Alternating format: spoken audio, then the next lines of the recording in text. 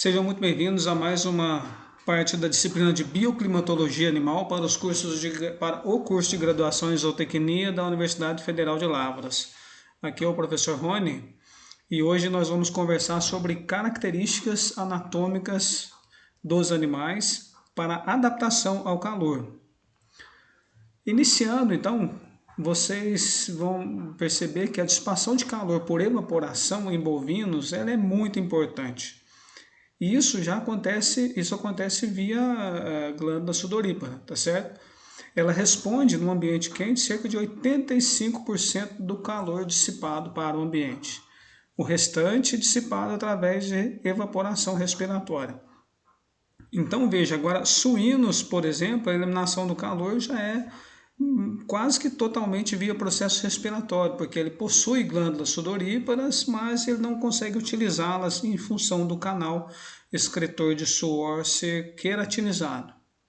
Então vamos pensar na pele. Primeiro o órgão principal de dissipação de calor. E também de ganho de calor, porque ele recebe energia solar via radiação diretamente, aqueles animais que estão expostos à radiação. Então veja, o Sol nos encaminha principalmente energia na forma de ondas curtas. E veja, as ondas curtas atravessam os corpos opacos, as ondas médias atravessam os corpos transparentes e as ondas longas não atravessam os corpos.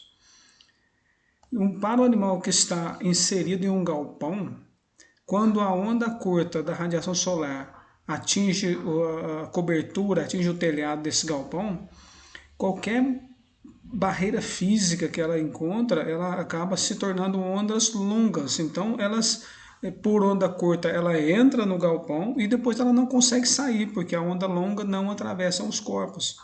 Então, veja, o calor fica acumulado dentro do galpão. Então, é importante que a gente tenha essa noção aí, em função da radiação e os efeitos dela sobre a pele do indivíduo.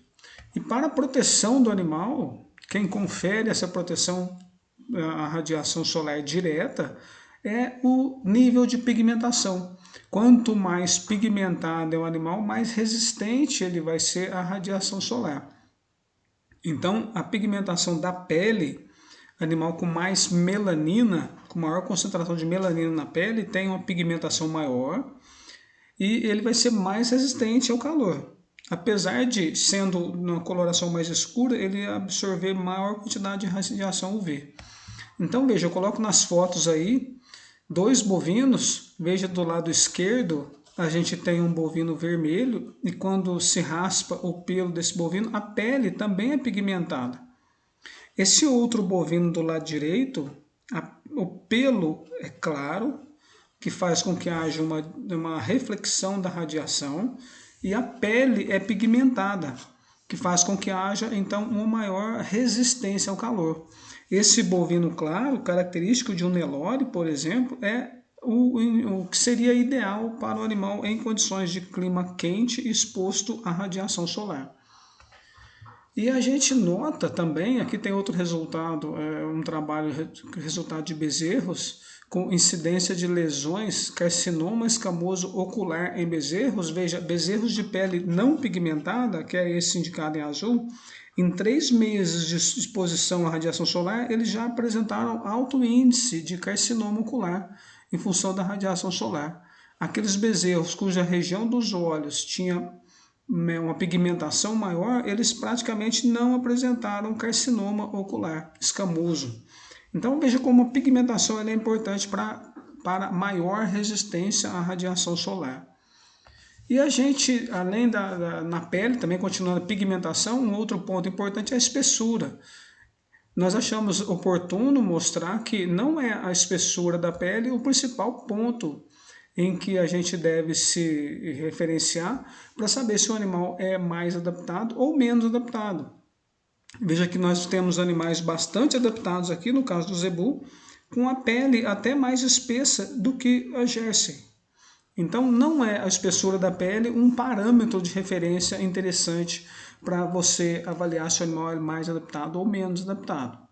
A cor da pele, sim, como nós vimos na letra A, é cor da pele. Letra B, espessura da pele. E o calor produzido nos processos metabólicos, eu já mostrei isso para vocês, que ele chega a ser 1/3 daquele em relação àquele que é recebido quando o animal está exposto diretamente à radiação solar. Ou seja, o calor que vem de cima ele pode ser 3 vezes maior. Aí obriga o animal a realizar ajustes para poder dissipar esse calor.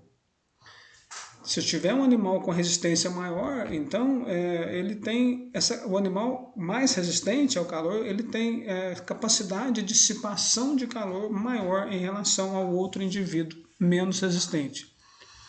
Além da pele, o pelo é importante nesse sentido de adaptação ao calor. A eficiência depende da constituição, da cor e do tipo de pelo. Nós já vimos aí que a epiderme pigmentada seria o ideal, né, para esses animais aí em relação ao calor, mas também que ele tivesse pelo mais curto. Veja que o animal com pelo maior, com pelo grande, ele tem uma maior resistência à dissipação de calor por convecção. Então seria melhor pelos curtos. E aí, quando eu penso em constituição do pelo, é outro ponto importante, porque nós vamos, nesse desenho retirado do Google, os créditos são do Google, veja que a gente tem imagens de um pelo, onde a gente pode observar a constituição com cutícula, córtex, medula e bulbo.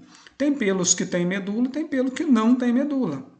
Quando eu olho um animal à distância, o que eu enxergo, a cor do pelo, é a cor da córtex desse pelo, tá certo?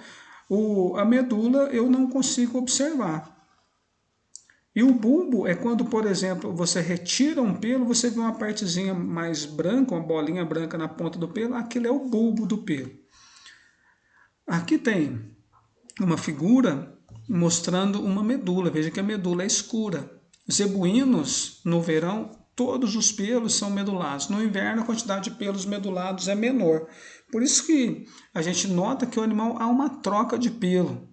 Em cães domésticos, a gente observa isso muito na casa da gente, quando há principalmente uma mudança de iluminância, uma mudança de fotoperíodo, começa a haver mudança de pelo, troca de pelo. E os zebuínos fazem isso muito bem, por isso que eles são bem adaptados ao calor. No verão, pelos totalmente medulados e no inverno, menos quantidade de pelos com medula. E só para voltar aqui à parte de medulação, por que é importante existir a medula?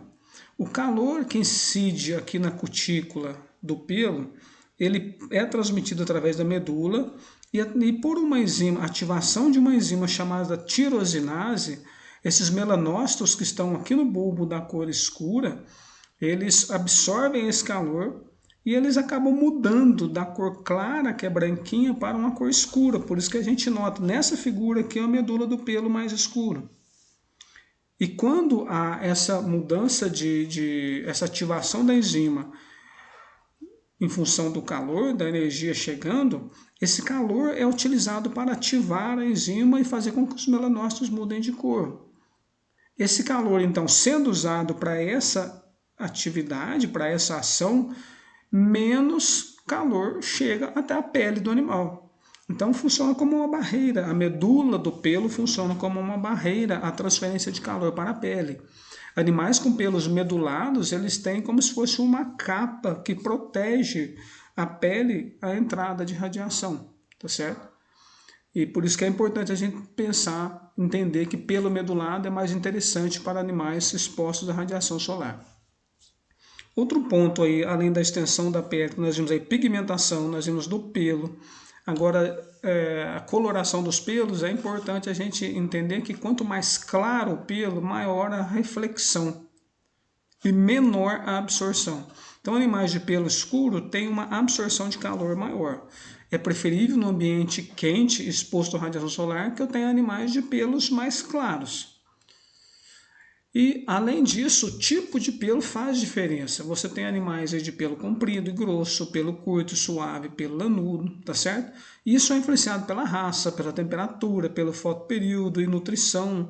Eu vou fechar aqui só com nutrição, porque veja, animais que são subnutridos, eles aumentam a quantidade de pelos no corpo. Isso é para conservar calor, porque menos energia está chegando via dieta, eles estão subnutridos. tá certo? E qual a influência da pelagem na temperatura superficial, na temperatura de superfície, na temperatura retal e frequência respiratória? Veja aqui para animais expostos ao sol, animais com pelagem branca e pelagem preta.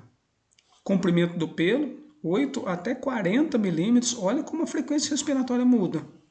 Então há um reflexo direto na temperatura retal e na frequência respiratória. Quanto mais comprido for o pelo, maior vai ter esse reflexo na fisiologia do animal. Então animais peludos, eles não são muito eficientes em ambientes quentes expostos à radiação solar. A recomendação então seria que os animais em ambiente quente tivessem pelos mais curtos, né? Ao mesmo tempo que fossem pelos claros, pelos medulados e de preferência que a pele fosse pigmentada, tá certo? A superfície externa então, a superfície corporal ampla, ela é boa quando o animal ele consegue dissipar calor via convecção. Então é melhor para ele. Mas na verdade eu disse para vocês que animais de quantidade de calor que ele recebe via radiação é muito maior do que aquela que ele produz no próprio metabolismo via ingestão de alimentos.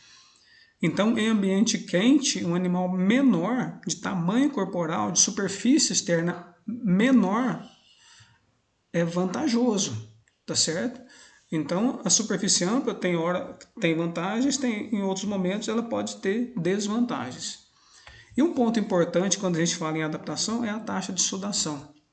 O animal submetido ao calor ele vai ativar as glândulas sudoríparas. Então, veja, a taxa de sudação é um meio de eu mensurar quanto que o animal está suando. Na verdade, eu vou pegar discos de meio centímetro, discos circulares, com papel de filtro imerso em solução aquosa a 10% de cloreto de cobalto. Vou permitir que essa solução, após em contato com o papel de filtro, seque em estufa, primeiro ao ar livre, depois em estufa, e quando seco, esse papelzinho imerso em cloreto de cobalto, ele fica azul. Em contato com o animal, ele fica róseo. Então, veja, aqui tem uma foto que eu tirei de uma lâmina com 3 fitinhas de papel embebido em cloreto de cobalto. Quando eu pego esses papeizinhos e raspo uma área de superfície do animal, que normalmente o recomendado é essa região aqui da escápula, ou então até aqui no dorso do animal, não vou fazer em outra região, porque o padrão é esse, eu vou raspar uma área da pele do bovino, e quando eu raspo, normalmente há um sangramento, então eu raspo no dia anterior para fazer a mensuração da taxa de sudação. Eu pego essas 3 bolinhas aqui, essas 3 fitas embebidas em cloreto de cobalto, e com uma fita que permite que fique aderido à superfície do animal, eu fico ali em contato, eu mantenho o contato do papel com cloreto de cobalto com a pele da vaca, e vou aguardando até ele mudar de cor. Quando ele muda de cor, infelizmente eu não coloquei a foto aqui, mas ele passa de azul para a cor rosa. Fica um róseo claro. Quando ele mudou de cor, eu anoto o tempo em segundos. Eu anoto o tempo dessa bolinha na primeira virada, da segunda bolinha e da terceira.